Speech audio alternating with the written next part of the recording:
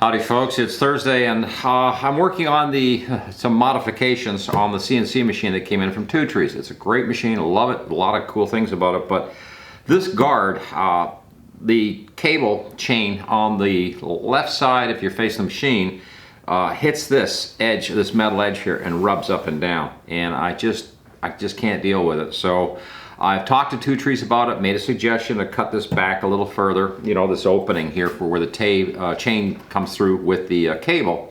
And in the meantime, I've suggested probably, I told them about, you know, take this thing back about 10 millimeter because that's, you know, something they'll understand. I can't say, you know, take it back 3/8 of an inch because God knows what that'll mean over there, but I'm going to cut back about 1/4 of an inch or so, maybe a little more. I've scribed a line 1/4 of an inch across here, and I'm going to try to cut it with a really simpleton. I've thought about 10 different ways to do this, and I'm going to try doing it manually with just a grinder and just walk the cutter through it all the way across, and we'll see how we do. It's fairly soft metal. It's only about maybe 1/16 of an inch, so hopefully I can cut this.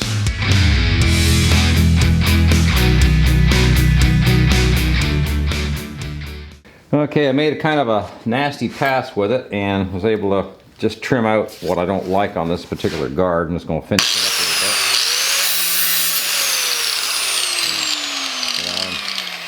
a little bit. Yeah, I went a little bit past the point of no return, but we'll clean this up a little bit, paint it, and put it back on the machine once I file this up a little bit and take the edge off, I guess. And then we'll get her back on the machine. But yeah, that was just one of those things that I couldn't deal with it.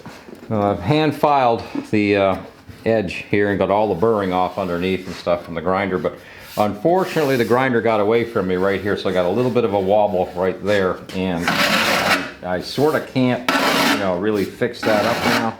But I think we'll put a little paint on this, and then you and I will install it back on the machine. So yeah, and then you'll see exactly, when you see the cable right here riding back and forth, you'll see exactly why I had to take that, you know, little strip of metal, just get it out of there. Yeah. Yeah. Now real quick, threw it on a piece of cardboard, just threw some little bit of Krylon on there. Yeah, and we're finished on that part. All right, I think I think it's dry enough to mount it, but here's the situation. Here's the cable right here. And you got to remember, this is running back and forth. And this guard, let's see if I can get it in place. I'll show you where it goes. And it goes on over the cable like that. And you can see it's almost virtually, after I've taken that metal out, it's still wanting to try to hit that a little bit. But it's not as bad as it was. It's actually much better than it was. So, you know, that looks like that's going to do the trick once we get the guard mounted. But I'm going to be checking because I really don't like the way they did this with the cable thing right here with this. This, you know, that was just driving me crazy. What can I say? Okay, getting the camera here on a little bit of a close-up, but there's the cable, and of course there's the edge of that. And I'll move the machine a little bit. You can see what's happening here. Yeah. Okay, so here's the cable, and the guard is on now. It's mounted the way they call for to have the guard mounted, and the chain thing is a little hard to get together, but it's not bad. It's just a little bit of wrestling or whatever. But you can see right here where this cable was. And remember, I've got more than 1/4 inch of material removed now, so you can imagine how tight this was. And I'll bring this back so you can see, you know, as the CNC machine is running, you don't want that cable, of course, rubbing on that metal. So it's an obvious thing, but they say in the book to be careful with it, but it was like, okay, I'm careful, but the cable keeps touching this metal. So it's like, some of this metal's just got to go. So we took better than 1/4 of an inch off of this whole strip here. But now, when I run the machine up and down, I can see it's just 1/8 of an inch clear, but it's clearing. It's not touching. So it looks like we're good to go on that one now. Wow.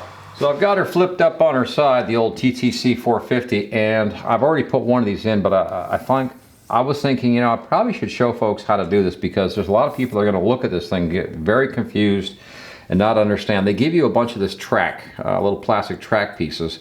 I didn't see anything really in the manual to explain how to install these. I think they're kind of obvious, but at the same time, you know, we don't all have that information in our heads, so it can get pretty confusing. Obviously, we want this cable to turn and come along here.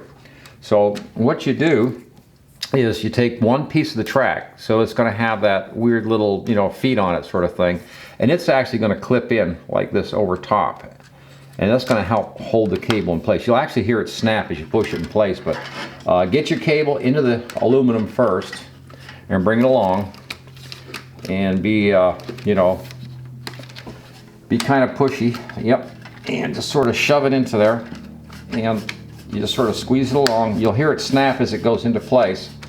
But what it's doing, and don't try not to pinch the cable too while you're at it. I just did. And just sort of bring it along like that, and that will, yeah, there you go. And that's, yep, that's all in there now. And that's all snapped into the aluminum. So now you have, the cable is now managed nicely. We've also got two more cables here, which we're going to do the same thing, but in this case I've got two cables coming across. So we're going to have to pack those in together like this and come along with the plastic again. And I'm going to cut another piece about that length so that, again, we have cable control. Now this one is really specific. You've got a connection right here at this end. So you're going to want to come and stop before that connect. Let's do the double cable and see how that works out. So the second one, which has got two pieces of cable here we're coming across with. So we want, again, we're just going to kind of, they give you these pieces that are more than long enough to do the job. So you sort of measure off what you're going to want to do, and I'm going to stop back about here before that connector even. And I'm just going to cut it with the pliers. I think we actually get a set of these pliers with the machine when it comes in. And there we go. And then, so now I have a piece that I can lock this cable in with. And again, now we got to sort of pack two cables into the track here. So that's not going to be quite as easy, but again, we'll just put this on top, push it in, and we should hear a snap, at least I hope. And we'll just sort of walk it along and see if we can get both cables up nice and tidy. There we go. Yeah. And the cables, of course, are going to fight you. Yeah. What else is new, right? And just sort of pop that into place, and it'll make a little snapping noise as you pop it in, so you'll know when you've got it.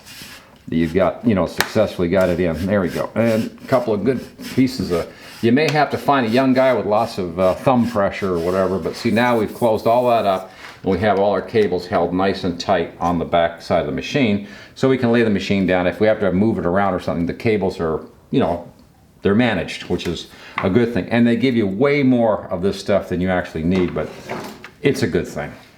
Next modification, same thing. I'm kind of a little bit obsessive, I guess, about this sort of thing, but I went over to the auto store and I bought some of this cable stuff, and I cut a piece here.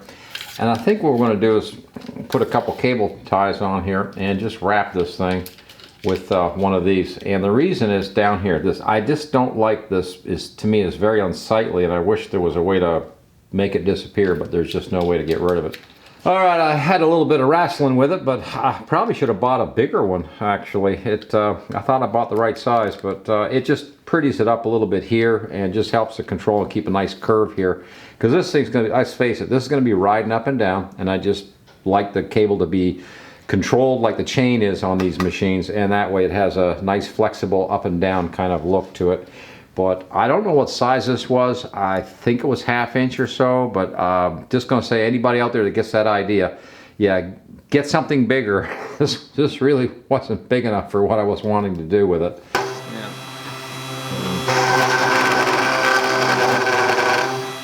Yay, it's cutting, it's cutting. So one of the things I've been doing again today, after those modifications, just changing, I was just practicing with the machine to see what I'm going to get with different fonts and things, and this was really, again, a bit of a boo-boo again. So I guess it's going to take a while to learn how to use this one, but the tool and everything itself is doing great. Obviously this is really deep. Probably didn't even need to cut it that deep, but I did. This is just a piece of junk pine that I had laying around, and I thought, well, you know, we'll throw a few logos in there and just see how we do. Well, once again, I'll also provide a link below in the description for where you can get a free piece of fairly powerful software, better than, well, it's more powerful than this Universal G-code sender. But it has a glitch. There's a pro version which you can buy into. I'm not saying you should or should not do that, but It'll give you a lot more flexibility as to, you know, what you're doing and you're cutting. Universal G code is great, it's basic, but when you're doing fonting like this, it can get a little tricky. But the one I'm going to mention is easel, of course. And easel for CNC is really a very good, powerful program, just in its basic trial type programming, and they'll allow you to do a certain amount of things. But easel is iCloud. It's on the internet, so if you have internet problems, it can be a real pain.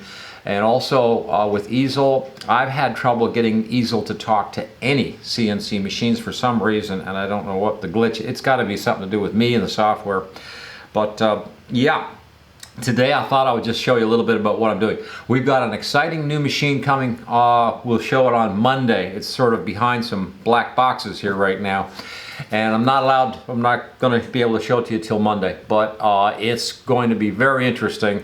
It's kind of expensive, but it's a 3D printer, it's a laser, and it's also a CNC machine. So we're going to try all three of those out. This ought to be good. So hopefully we'll see you all Monday. Thanks for tuning in and see what's going on this today. Alrighty, yeah. And I'm out of here. Over and out.